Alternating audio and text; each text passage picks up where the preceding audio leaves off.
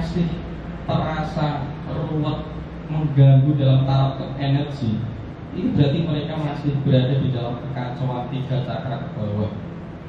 Makanya sebenarnya orang jahat itu orang yang bermasalah oleh cakranya. Itu sebenarnya orang yang tidak tahu diri maksudnya. Akhirnya dia menjadi binatang hidupnya seakan.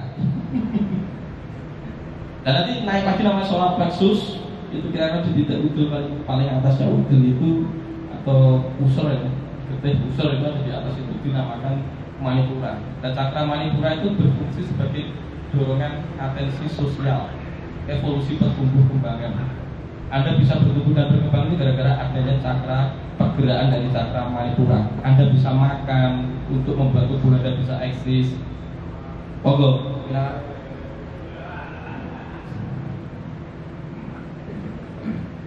Itu karena adanya cakra manipura. Anda butuh bersosial, ketemu uang, pengen duit bojo, pengen punya rumah, pengen punya mobil, pengen punya apa, itu karena adanya cakra manipura.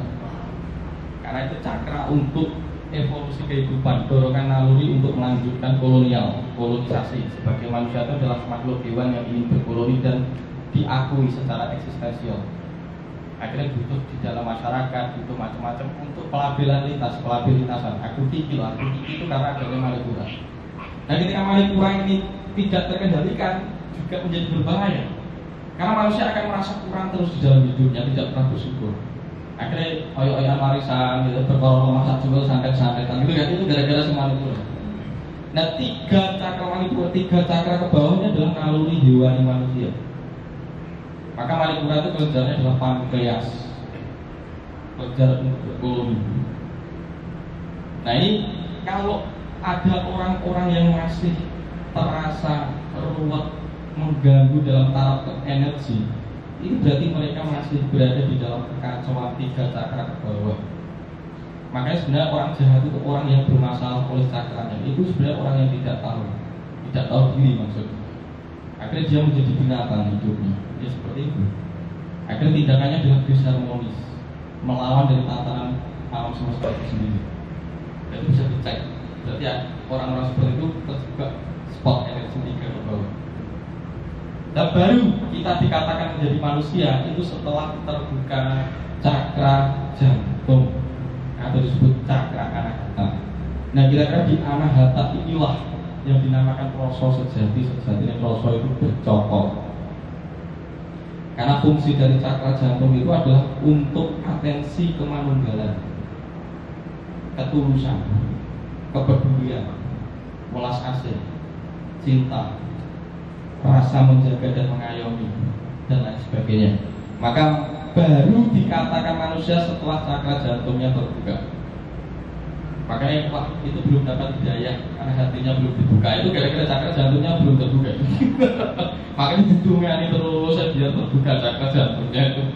Karena biar dapat hidayah, biar dapat tuntunan. Karena ketika cakra jantung itu sudah terbuka akan terjadi tuntunan dan akan membawa tantangan yang lebih selaras dalam kehidupan kala cakra ini. Dan nanti setelah dari cakra jantung baru naik ke atas. Cakra jantung itu namanya apa? Kelenjarnya timus ya. Kelenjarnya timus. Kalau orang bermasalah di kelenjar timus segera latihan meditasi. Kalau tidak nanti kamu serangan jantung. Ya, itu. Nanti kalau sudah naik, ada di tenggorokan. Namanya cakra wisuda atau visudi atau wisudi. Cakra getaran. Jadi kalau sudah jantung ini terbuka, Anda berbicara, Anda bermantra, berdoa itu jadi mujarab. Tapi kalau ini belum terbuka, Anda zikir ribuan kali tidak mujarab. Karena masih kotor, belum terjadi aliran energi positif. Jadi wong sing urung terbuka cakra jantung, cangkemnya mesti ngawur nggak omong, pasti menyakitkan. Karena pedes lambungnya, karena belum ada aliran energi positif. Kata-katanya tidak konstruktif tapi destruktif ya. Jadi ada hater, ada netizen yang ngomongnya apa itu mungkin gara-gara itu. Ya sudah, kita ajak bareng-bareng, mungkin kita sendiri kadang menjadi pelakunya kok. Itu karena wisudanya atau kelenjar tiroidnya belum terbuka, belum mengalirkan energi dari jantung ya. Baru setelah itu naik ke atas di aknya atau aknya. cakra mata ketiga. Jadi orang indigo ini ngomongnya wah mata ketiga. Malah modern ini di motor telur ya, iso ya. Telur itu malah ganjil. Nanti belok malah macam-macam, akhirnya hidupnya ganjil terus. Jadi mata ketiga itu namanya Atnya Asma. Ya, kelenjarnya namanya pineal gland. Nah, pineal gland itu suatu alat, suatu perangkat anatomi manusia yang digunakan untuk memahami bahasa gelombang. Dari asna ini bisa divisualisasikan, ditranskripsi menjadi visualisasi atau menjadi audio.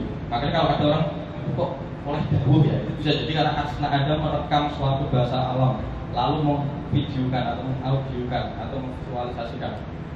Itu gara-gara itu. Aku kok dulu uang yang berjubah misalnya gitu ya, bisa jadi karena asna Anda bisa menangkap bahasa gelombang atau bahasa alam. Kira-kira begitu. Itu kelenjarnya pineal gland. Nah itu kalau itu sudah tersinergi dengan jantung, orang itu menjadi wisdom, bijaksana. Ya. Karena kalau ini nanti hanya mengarah pengolahan di kekuatan medan manikem, kalau ini belum terbuka, ini juga tidak seimbang. Yang dicari hanyalah ilmu kabidayan. Ilmu kabidayan itu akhirnya untuk mempertebal ego. Menggunakan ilmu itu dalam rentan kesengajaan itu sebenarnya sudah dosa karena membuat alam kita berbenturan. Makanya ilmu karomah itu tidak boleh digunakan kalau nggak kepepet, tidak bisa. Makanya golek ilmu itu sing kasih nyata. Ya, ilmu background itu ada dua, ilmu kawibawan atau jawa kasatikan. Kawibawan itu ilmu kasampurnan, ya ilmu yang saya ajarkan ini. Akhirnya orang itu masih bisa hanya perilaku sebagai manusia. Manusia itu kan gonan apa? Lahir, susah, seneng, sandang, pangan, papan, loro, mati. Kalau tidak kegonan tiga ini berarti dia bukan manusia. Maka kalau terkadang ada orang sakit dan berobat, itu bukan berarti dia tidak sakti. Justru dia sakti karena rela sakit untuk memberdayakan orang yang menjadi tabib. Karena sekarang saya sakit pergi ke dokter atau dukun karena saya tahu si dokter itu butuh menghidupi anak istrinya, gitu ya. Jadi itu lebih sakti daripada Anda tidak sakit. Karena Anda bisa menata alam itu sendiri, sirkulasinya ada tetap tertata dan nyata. Tapi yang seperti ngendek-ngendek udan dan lain sebagainya itu Anda sudah mengkacau struktur alam. Itu olah yang mau pangeram-ngeram, Anda akan diubahkan saja sama orang. Tapi sebenarnya Anda bermasalah. Itu juga akan membuat Anda tidak paripurna kalau lepas dari tubuh. Jadi nilai arti kabidayan itu monggo silahkan. Agar lebih viral gitu. Silakan, tapi Anda mengacaukan tatanan. Ilmu-ilmu seperti ini hanya boleh digunakan saat kondisi terdesak. Nek tidak akan pernah bisa digunakan. Kalau Anda sengaja menggunakan itu, Anda melanggar pakem alam, Anda membuat kekacauan dimensi. Kira-kira gitu ya. Ini kelas tentang ilmu manikem, kekuatan cipta tadi. Sampai yang terakhir yang belum tadi namanya cakra sahasra, cakra mahkota. Itu duduknya di ubun-ubun. Nah kalau ubun-ubun ini adalah manguyung alum, itu masuknya sukma itu dari situ. Makanya Baba Lewosana 10 tutup, yang mana lubang ditutup? Ubun-ubun. Makanya bayi itu ketika Anda lain kamu sentuh itu empuk. Karena itu ada serabut sukma yang memasukkan kamu.